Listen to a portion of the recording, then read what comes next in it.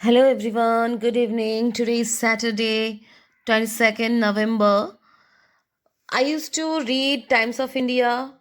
तो आज सुबह जैसे ही मैंने पेपर उठाया अपने हाथ में और टाइम्स ऑफ इंडिया जब मैंने देखा फर्स्ट पेज में मैंने देखा हमारे ऑनरेबल पीएम नरेंद्र मोदी जी को। फिर उनका कुछ यहाँ पे कुछ लिखा हुआ था तो मैंने सोचा थोड़ा पढ़ लिया जाए। तो यहाँ पे जो है a new era for nation's workforce. तो यहाँ पे जो मैंने पढ़ के देखा फिर सारा मैंने पढ़ा और फिर मैं जब यहाँ पर आई तो यहाँ पर मुझे मिला आत्मनिर्भर भारत।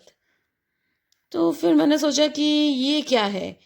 क्या मुझे नहीं पता about this, I don't know about this. So I think I should know whatever going on. सो जैसे ही मुझे ये पता चला तो मैं फ़ौरन से गूगल सर्च गई। फिर मैंने देखा ये आत्मनिर्भर भारत जो है वो क्या है और क्या नहीं है। फिर मुझे पता चला कि ये जो आत्मनिर्भर भारत है, it was a scheme launch in 2020 by honourable PM of the nation Narendra Modi ji. मैंने पढ़ा, मुझे बहुत ही अच्छा लगा। बहुत सारी चीज़ें यहाँ पे है जो स्पेशली जो है पुअर क्लास और we can say middle class group of employees जो होते हैं, लेबरर्स जो होते हैं, उनके लिए है। तो पढ़ते पढ़ते मैंने कुछ ड्रॉबैक्स भी देखी। या फिर what we can say that there are some challenges. तो let's discuss. I think you should also know what are the challenges faced. यहाँ पे आपको दिख रहा है कि लेबर, ये जो लेबर वर्ड होता है तो वो सुनने के बाद या फिर जब भी हम लेबर मतलब जो वर्ड हमारे दिमाग में आता है तो सबसे पहले जो होता है जो दीन मजदूर होते हैं या फिर स्ट्रीट वेंडर्स होते हैं या फिर जो जब हम लेबर वर्ड को सुनते हैं और फिर हमारे दिमाग में आता है एलीट क्लास।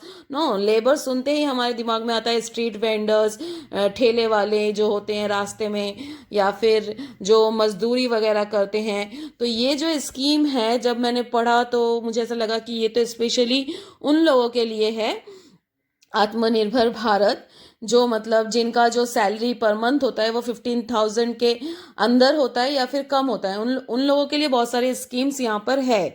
तो सब अकॉर्डिंग टू दिस स्कीम, इस स्कीम के तहत जो छोटे बिजनेसमैन हैं मतलब माइक्रो या फिर स्मॉल, वो क्या कर सकते हैं, लोन के लिए अप्लाई कर सकते हैं।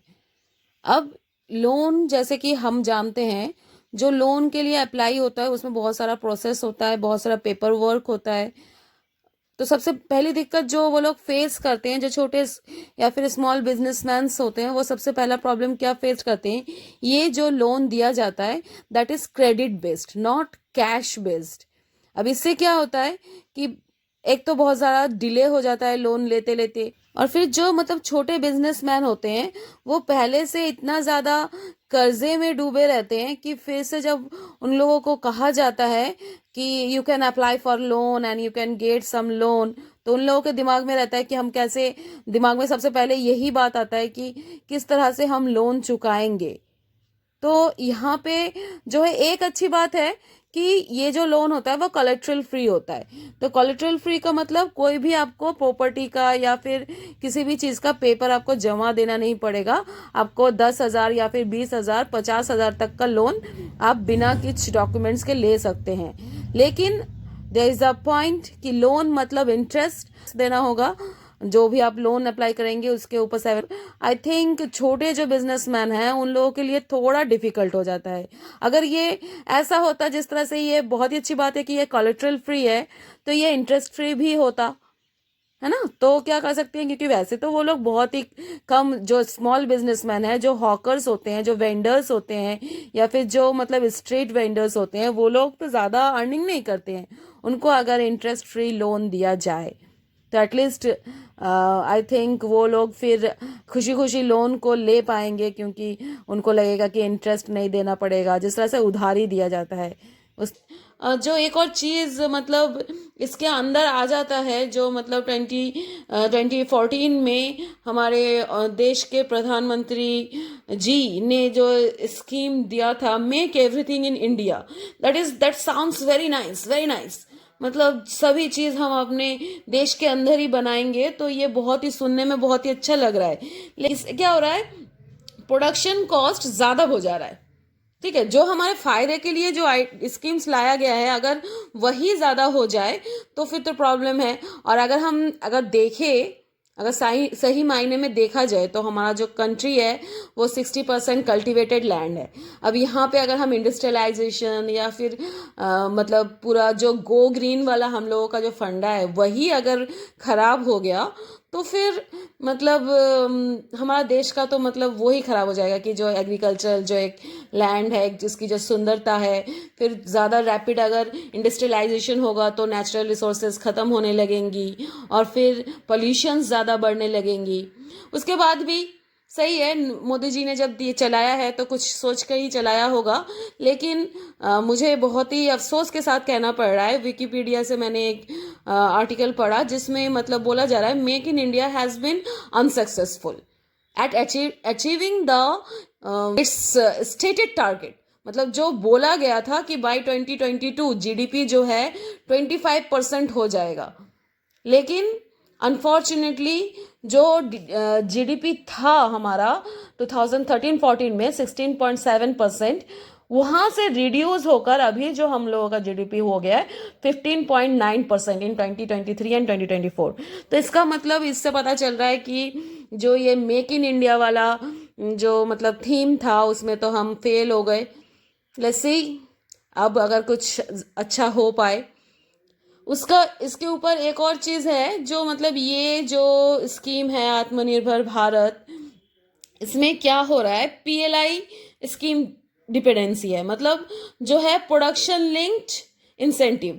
तो इससे क्या हो रहा है, जब तक कंपनीज में जब तक ग्रो कर रही हैं, जो छोटे छोटे कंपनीज होते हैं यहाँ पे तो प्रॉफिट लेवल बहुत ही कम होता है ना छोटे कंपनीज में।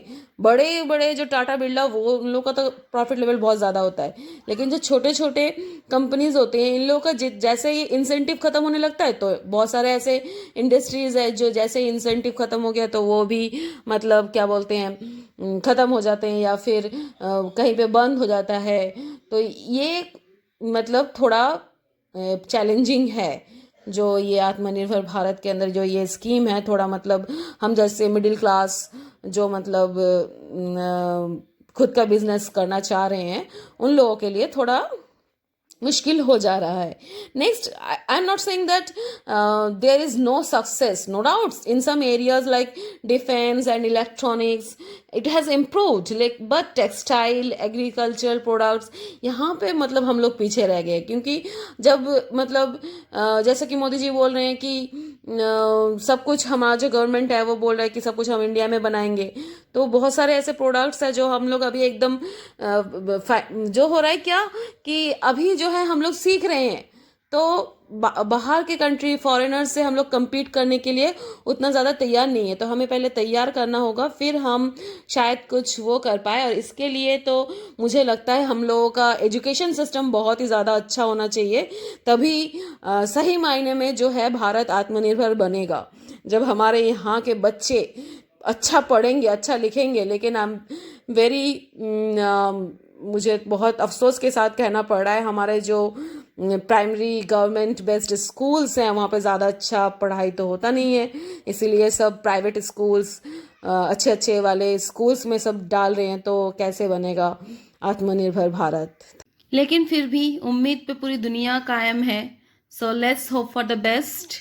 जय हिंद, जय Bharat. Thank you, have a nice day.